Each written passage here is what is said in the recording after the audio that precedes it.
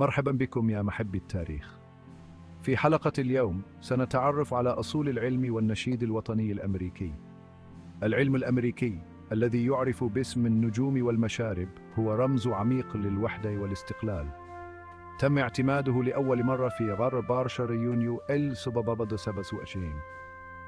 احتوى العلم الأصلي على 12 شريطاً و13 نجمة تمثل المستعمرات التي قاتلت من أجل الاستقلال، ومع انضمام ولايات جديدة تمت إضافة نجوم جديدة.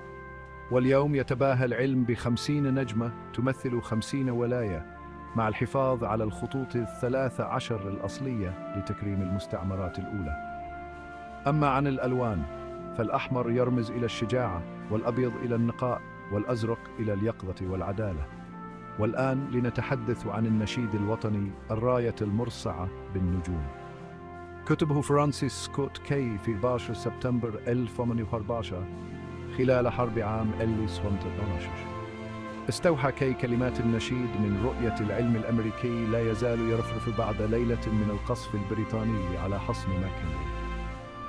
كانت قصيدة قبل أن تصبح أغنية. في عام 1920 أعلنها الكونغرس النشيد الوطني الرسمي.